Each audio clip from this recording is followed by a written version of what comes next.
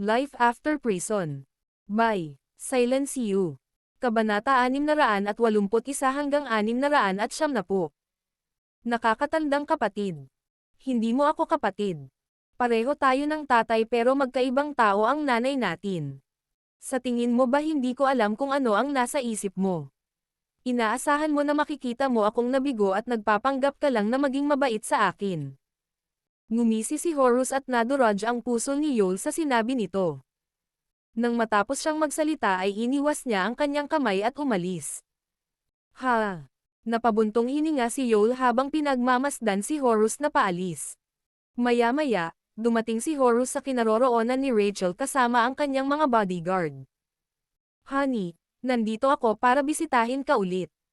Naningkit ang mga mata ni Horus at napalunok nang makita ang isang magandang babae na nakaupo sa sopa na nakasuot ng sexing damit. Si Rachel ay may isang mabilog na figure ngunit hindi ito hadlang sa kanyang pagiging isang kaakit-akit at sexing babae. Isang tingin lang at lalaki na ang lahat sa kanya. Sa sandaling makita ni Rachel si Horus, ang kanyang mukha ay mukhang kakilakilabot. Nang makita niya ang daliri niya ay nagkunwari siyang nagtanong. Though, alam na niya ang nangyari. Mr. Horus, anong nangyari sa kamay mo? Kaagad, inalis ni Horus ang ngiti sa kanyang mukha. Wag mo nang ipaalala sa akin ang tungkol sa bagay na iyon. Galit na galit ako. Gago. Napansin ko ang kwintas at singsing mula sa And Only Jewelry Corporation. Bibilhin ko sana ito para sa iyo para maisuot mo sa araw ng kasal natin. Pero may pumalo talaga sa akin. Lumapit siya at tumingin sa tabi ni Rachel para magpatuloy sa pagsasalita. Binili iyon ng isang lalaking tinatawag na Severin mula sa Brookborn bago ako. Mayroon siyang 6 na magagandang bodyguard na nagpoprotekta sa kanya. Hindi nila kapareha ang mga tauhan ko at pinutol niya talaga ang daliri ko. Kaya ako. Hindi nagtagal, sinabi niya kay Rachel ang lahat. Matapos pakinggan iyon, humingi ng pasensya si Rachel sa kanya na hindi naman madalas mangyari. Nako. Mr. Horus, ikaw ay isang prestihiyo na tao. Paano mo hahayaan ang isang tao mula sa isang maliit na bayan na mang-api sa iyo?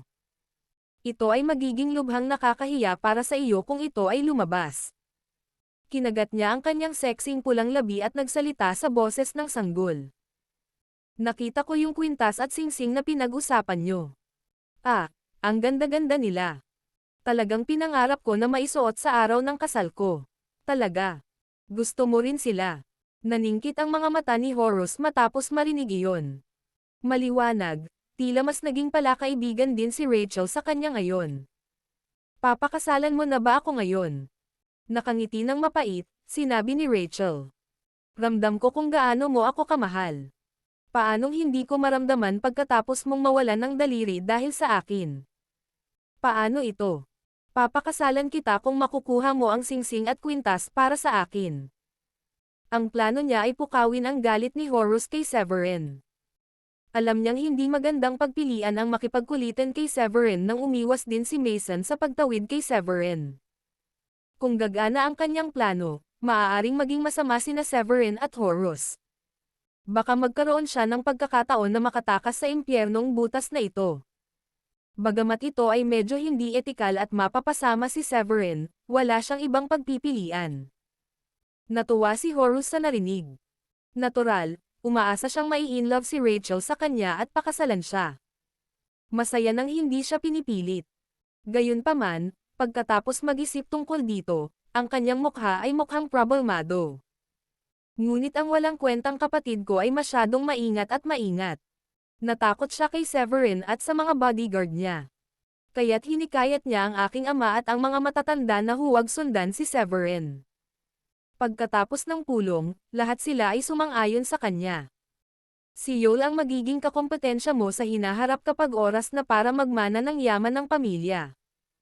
Mas gusto ba siya ng tatay mo dahil naniniwala ang tatay mo sa kanya?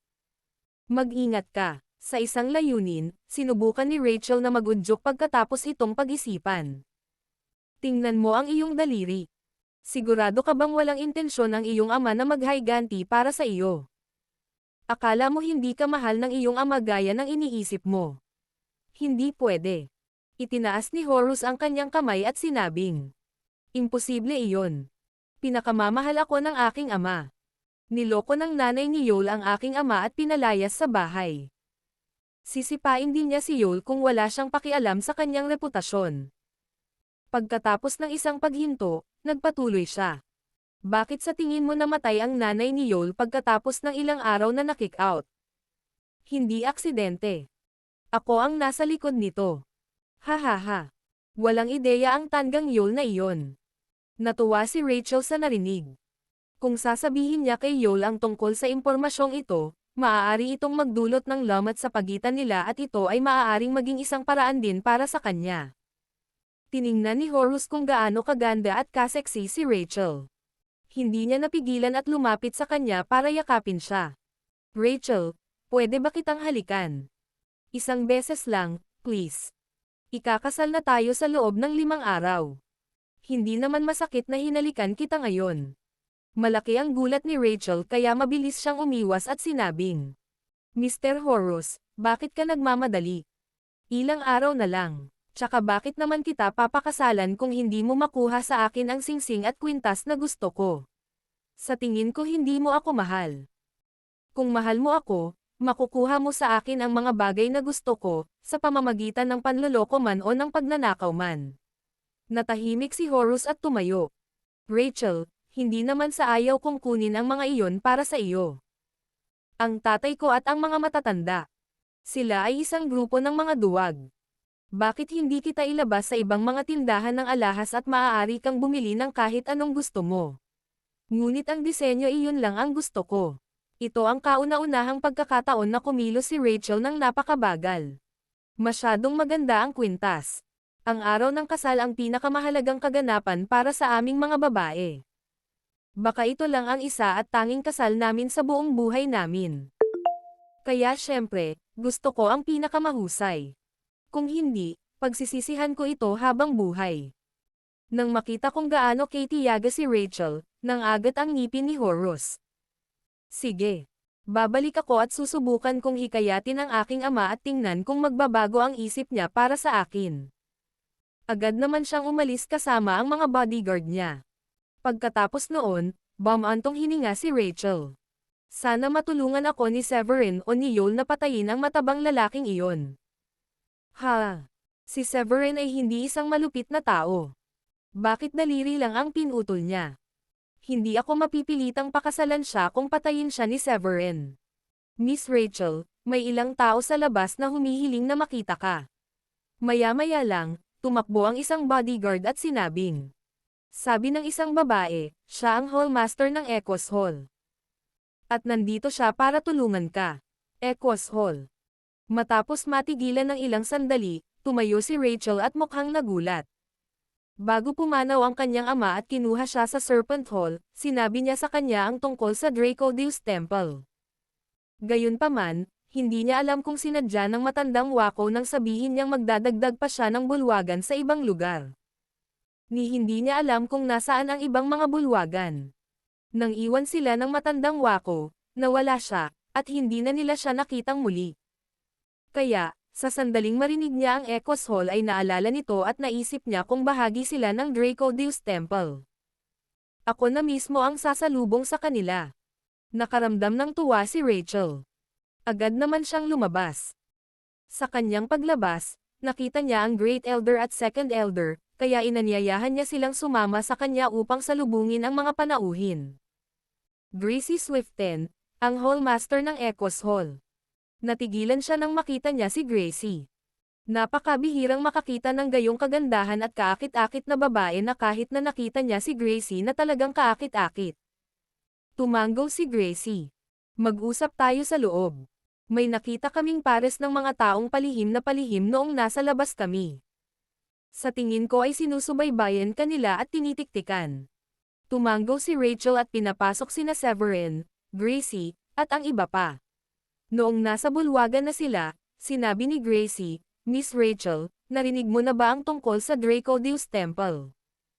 Mariing tumango si Rachel. Alam ko. Alam kong ang Serpent Hall at Echoes Hall ay nasa ilalim ng Dracodeus Temple.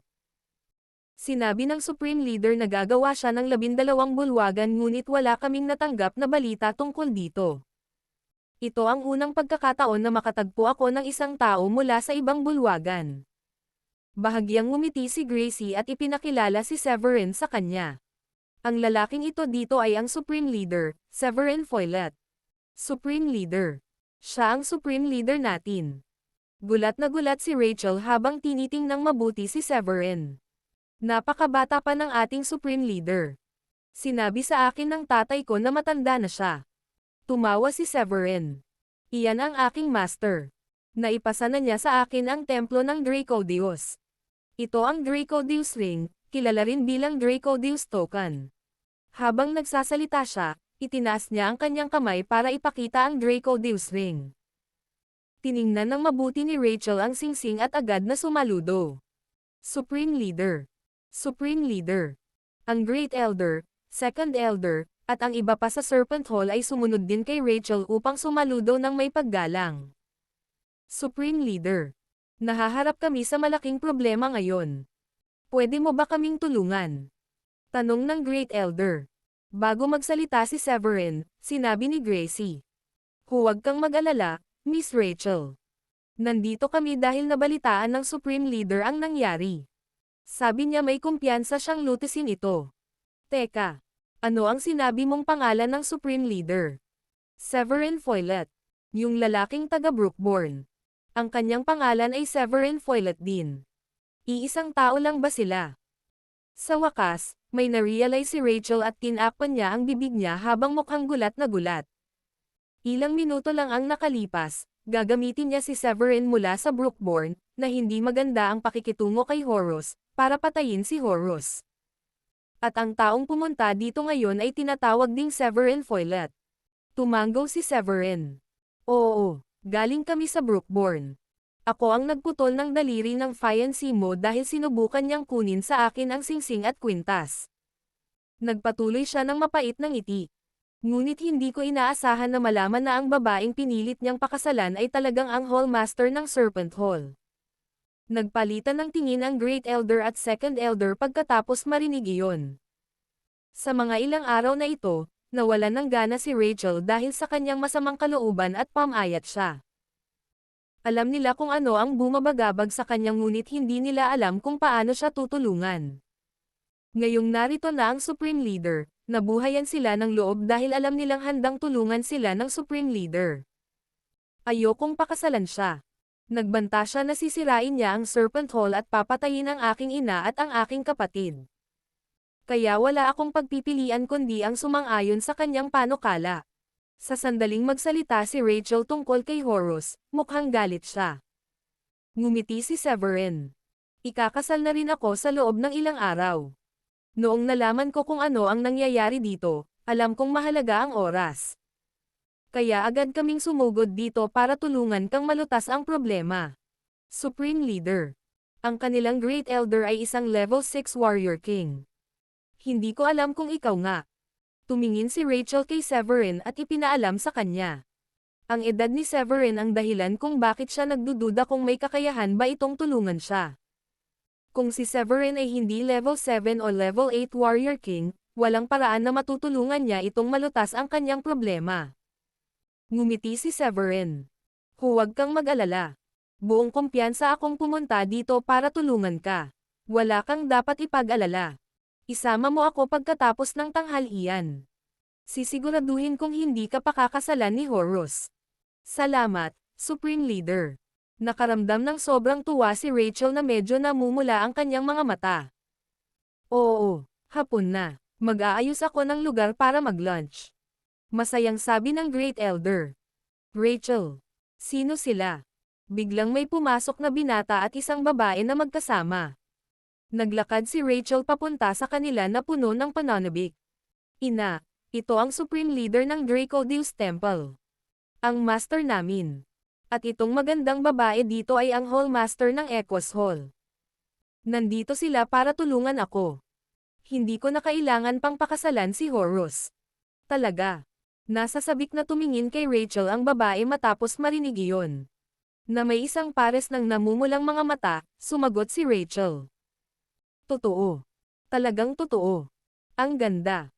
Hindi mo na kailangang pakasalan ang bastos na iyon. Bilang kapatid ni Rachel, labis na nasasabik si Glenn na marinig iyon. Salamat, Supreme Leader. Maraming salamat. Lumapit ang ina ni Rachel at gustong lumuhad para ipahayag ang kanyang pasasalamat. Agad na naglakad si Severin at pinigilan siya. Madam, hindi mo na ako kailangang pasalamatan. Ang Serpent Hall ay isa sa mga bulwagan ng Dracodos Temple.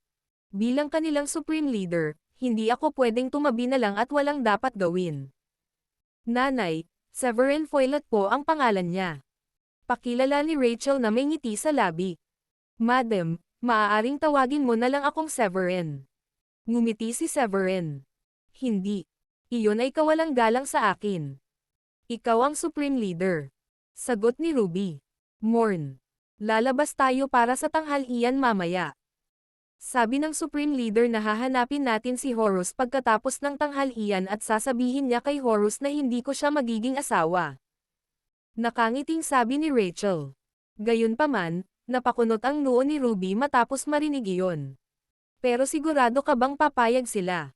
Ibig kong sabihin si Horus ay hindi isang lalaking madaling sumuko. Madam, huwag kang mag-alala. Papayag siya. Nakangiting sabi ni Severin. Tara na, mamaya na. Siguradong pagod na si Supreme Leader at ang iba pa. Halina't kumain na tayo. Sabi ni Rachel pagkatapos mag-isip. Kaagad, ipinalam niya ang iba pang matatanda na sabay-sabay na lumabas para mananghalian. Maya-maya pa ay lumabas na sila, may sumunod na sasakyan sa likuran nila. Isa sa kanila ang tumawag kay Horus. Anong meron? Kaka-rating lang ni Horus sa bahay nang matanggap niya ang tawag. Sir. Nagpunta ang ilang tao sa Serpent Hall upang hanapin si Rachel. Lumabas sila ngayon at sinusundan ko ang iba pa.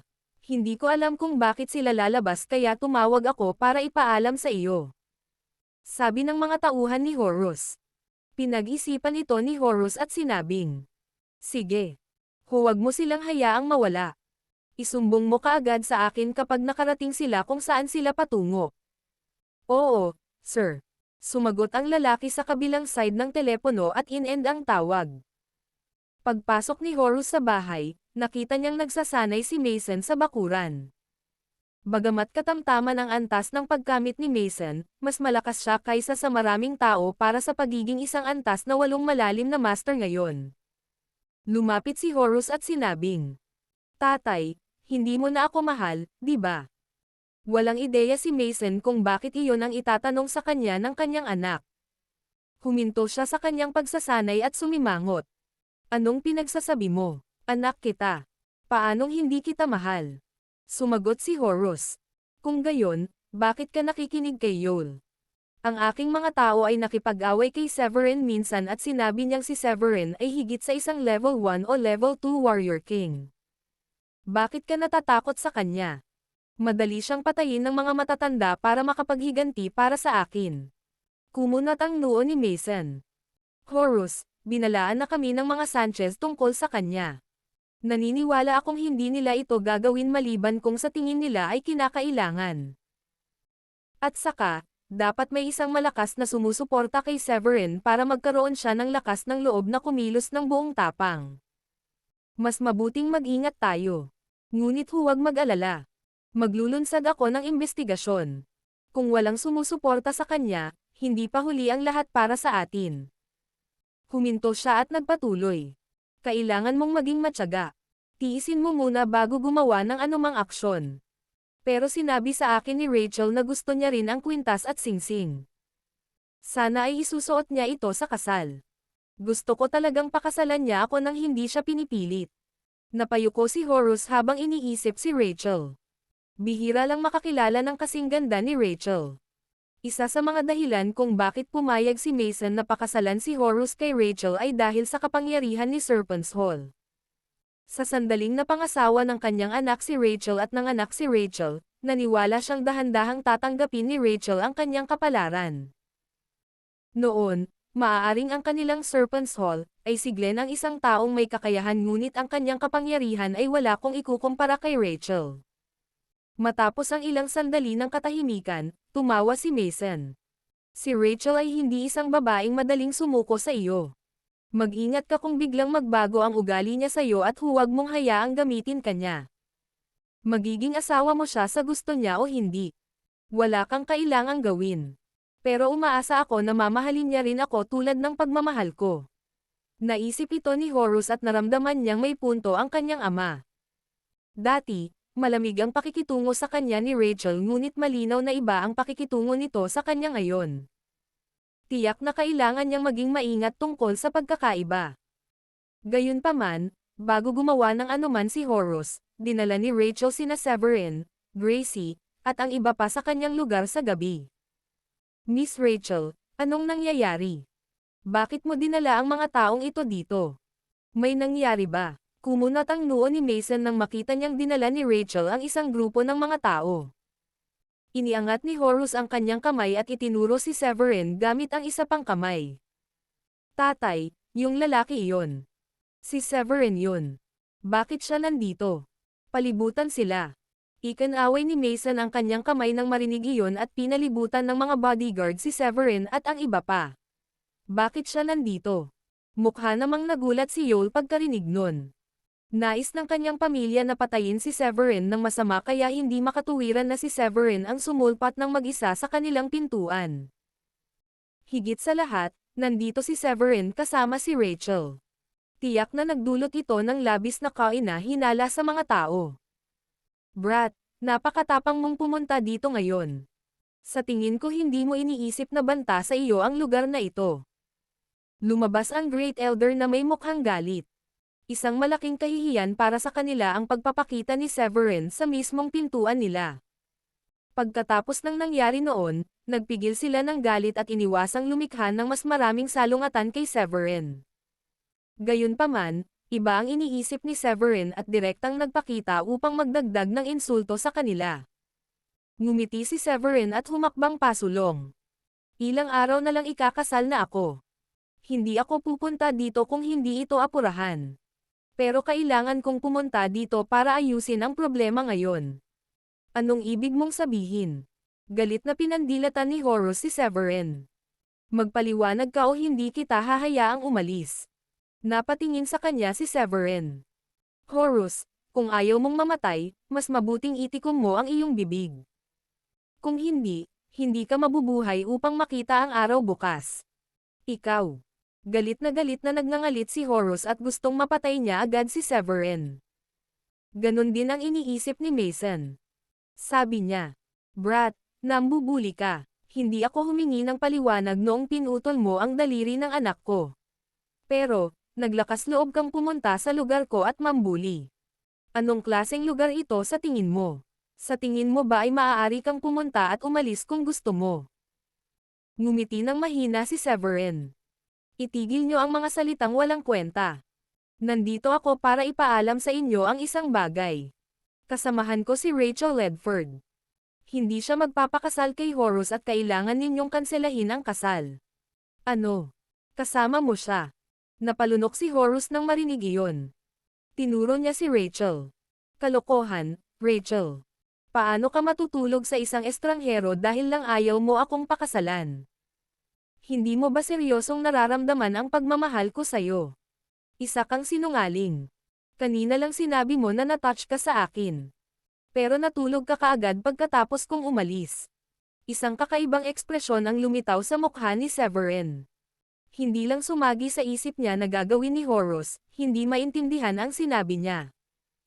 Si Rachel na nakatayo sa gilid, namula at hindi alam ang isasagot. Sa kabilang banda, humajejek si Gracie dahil sa hindi pagkakaunawaan. Tignan mo, namumula ka, my God. Hindi ko inaasahan na sa kanya ka matutulog kapalit ng tulong niya. Hindi ko alam na ganito pala ang klase mong babae. Habang iniisip ito ni Horus, lalo siyang nagagalit. Kung ito ay lumabas, ito ay isang bagay na nakakahiya para sa kanya. Kahit na maging asawa niya si Rachel sa gusto niya. Pagtatawanan siya ng mga tao dahil nagpakasal sa isang kalapitang mababa ang lipad. Lalo na noong malapit na ang araw ng kasal nila. Walang magawa si Severin at nagpaliwanag. Hoy, ikaw. Tanga ka ba? Anong sinasabi mo? Huwag mong sirain ang reputasyon niya. Kapag sinabi kong kasama ko siya, hindi ko ibig sabihin na babae siya. Ibig sabihin nasa ilalim ko siya ngayon at bawal mo na siyang i-bully. Nasa ilalim mo siya. Natigilan si Horus. Mali ba talaga ang pagkakaintindi niya sa sinabi ni Severin? Gayunpaman, mabilis siyang umiling. Ngunit hindi ko alam na mayroon siyang amo. Paano siya nasa ilalim mo? Siya ay isang hallmaster. Hindi mapakali si Severin na ipaliwanag ito sa kanya. Mula sa hitsura nito, hindi maraming tao ang nakarinig ng Dracodeus Temple. Kahit na magpaliwanag siya, hindi niya akalaing maniniwala si Horus sa kanya. Alam ko na, nagsisinungaling kayo sa akin. Sabihin mo sa akin. Magkano ang ibinayad sa iyo ni Rachel para tulungan siya? Nangako ba siya na samahan kanya matulog o bibigyan ka ng napakagandang pera pagkatapos mo siyang tulungang paalisin ako? Anong magandang palusot ito? Paanong hindi ako makakaisip ng palusot na ganito noon? Sinampal ni Horus ang kanyang ulo at nagkaroon ng bagong pananaw. Hindi nakaimik si Severin. Hindi siya makapaniwala kung gaano ka-wild ang imahinasyon ni Horus. Gayunpaman, nandito ako para ipaalam na kasama ko ngayon si Rachel Ledford. Bawal kang magpakasal sa kanya. Hindi mapakali si Severin na magpaliwanag ng marami at nagpatuloy sa pag-uulit ng kanyang layunin sa pagpunta rito. Hindi alam ni Rachel kung ano ang magiging reaksyon pagkatapos marinig iyon. Tiyak na maraming puwang para sa imahinasyon kung kailan. Sabi ni Severin kasama niya. Nagiging bully ka. Sa tingin mo ba maaari mong kanselahin ang kasal ayon sa gusto mo? Naipadala na namin ang lahat ng imbitasyon. Magmumukha kaming masama sa pagkansela ng kasal ngayon. Hindi na nakatiis si Mason at nagngangalit ang mga ngipin niyang sinabi. Alam mo bang pinipilit mo kami? Matapos ang ilang pag-iisip, mapait na ngumiti si Severin. Mr. Mason, wala akong ibang pagpipilian. Hindi mo ba pinipilit din si Miss Rachel? O sinasabi mong pinapayagan kang pilitin ang isang tao ngunit walang makakapilit sa iyo? Alam mo ba ang pakiramdam ng napipilitang gawin ang isang bagay na hindi mo gusto? Brat, hinahamon kita. Noon lang, hindi na nakayanan ng Great Elder. Lumakad siya pasulong at sinabing, hinahamon kita na makipag-away hanggang sa mamatay ang alinman sa atin. Maaari mo akong patayin, at kakanselahin namin ang kasal. Kung hindi mo magagawang patayin ako, sa halip ay mamamatay ka, hindi mo siya mailigtas. Tumingin si Severin kina Horus at Mason. Wala akong pakialam. Pero sumasang-ayon ba kayong dalawa sa mga tuntunin? Sumagot si Mason. Siyempre, sumasang-ayon ako. Kakanselahin namin ang kasal kung mapapatay mo ang Great Elder. Iba pa kaysa doon, hindi ito para sa talakayan. Gaya ng inaasahan, pumayag din si Horus. Pagkatapos ng lahat, ang Great Elder ay isang level 6 warrior king. Siya ang pinakamalakas sa pamilya. Kung mapatay siya ni Severin, walang ibang makakapigil kay Severin. Gayunpaman, naniniwala si Horus na wala si Severin kung ano ang kinakailangan upang patayin ang Great Elder. Baka nagpo-post lang si Severin. Napakahusay kung mapapatay ng Great Elder si Severin sa laban. Maaari siyang magkaroon ng kanyang matamis na paghihiganti. Higit sa lahat, kung namatay si Severin sa laban, maaari siyang magkaroon ng pagkakataon na i-bully ang asawa ni Severin at ang kanyang 6 na bodyguard. Nang maisip iyon, nagdulot ng labis na pananabik kay Horus. Napakaraming pagpipilian para kay Severin ngunit tinanggihan niya ang mga ito at pumili ng isa na magdadala sa kanya ng diretso sa impyerno. Brat, halika dito. Hindi ako magpapakatangga sa iyo alang-alang sa karangalan ng pamilya. Ang Great Elder ay lumukso sa hangin at ikan-away ang kanyang kamay kay Severin. Sa puntong ito, alam ni Severin na imposible para sa Great Elder na madaling sumuko kung hindi niya ipapakita ang kanyang tunay na kapangyarihan. Kaya, ang tanging pagpipilian na mayroon siya ay ang patayin ang Great Elder. Maaaring isipin ng Lily na maaari nilang i-bully siya hanggat gusto nila kung hindi niya papatayin ang Great Elder. Kaya naman, tumalon siya sa himpapawid at tumayo sa harap ng Great Elder. Roaring Tigre Punch. Tumingin ang Great Elder kay Severin na may balak na patayin siya. Kaagad, Inipon niya ang kanyang espiritual na enerhiya sa kanyang kaangkupan at itinapon ito kay Severin. Pagkatapos, isang multo na imahe ng isang tigre ang aktwal na lumitaw sa harap ni Severin. Kahit na ito ay mukhang mapurol, ito ay napakasurel at makapangyarihan kaysa sa tila. Naikuyom ng mahigpit ni Rachel ang kanyang kamao. Ang hinarap ni Severin ay isang malakas na pag-atake ng isang level 6 Warrior King. Bagamat sinabi ni Severin na ayos lang siya, hindi pa niya nakitang lumaban si Severin. Normal lang sa kanya ang makaramdam ng pag-aalala. Bahagyang ngumiti si Severin at inipon ang kanyang espiritual na enerhiya upang ihagis ito sa Great Elder. Isang spiritual energy beam ang bumaril patungo sa Great Elder. Ano? Wala siyang ginagamit na teknik. Sumimangot ang Great Elder at naisip na minamaliit siya ni Severin sa pamamagitan ng paggamit ng isang normal na pag-atake laban sa kanya. Atake. Gayunpaman, wala siyang pakialam. Ang gusto lang niyang gawin ay patayin si Severin para protektahan ang dangal ng pamilya. Habang tinuturo niya ang harapan, sumugod ang tigre sa harapan. Pagkaraan ng isang segundo, isang malakas na tunog na kahawig ng kulog ang lumitaw. Hindi ka panipaniwala, ang tigre ay nakatiis lamang ng ilang segundo bago ito namatay sa hangin. Samantalang ang sinag ng espiritual na enerhiya ay naging mas maikli at hindi gaanong nagniningning. Gayunpaman, patuloy itong tumungo sa harapan kasama ang natitirang kapangyarihan. Hindi. Imposible iyan. Siya ba talaga ang level 7 Warrior King? Ang pagkagulat ay lumitaw sa mga mata ng Great Elder. Hindi naging madali ang pag-abot sa susunod na antas ng sila ay naging isang haring mandirigma. Sa isip-isip niya, malamang na mas mahina si Severin sa kanya dahil sa edad ni Severin. Gayunpaman, mula sa labanang ito, mukhang si Severin ay hindi bababa sa antas 7 Warrior King. Isang segundong huli, tumama ang sinag ng espiritual na enerhiya sa Great Elder at nahulog siya mula sa langit. Ang Great Elder ay nahulog tulad ng isang sirang saranggola at malakas na nabasag sa lupa. Great Elder. Ang ibang mga matatanda ay mukhang labis na natakot. Nang makasagasa sila, napagtanto nilang hingal na hingal ang Great Elder. Ang taong ito ay hindi man lang gumamit ng teknik sa pakikipaglaban. Siya ay umatake gamit ang kanyang espiritual na enerhiya at pinatay niya ang Great Elder. Siya ay dapat na isang level 7 Warrior King. Gulat na sabi ng pangalawang matanda. Para sa kanila, si Severin ay isang bihirang talentadong tao kung siya ay isang level 7 Warrior King ngayon.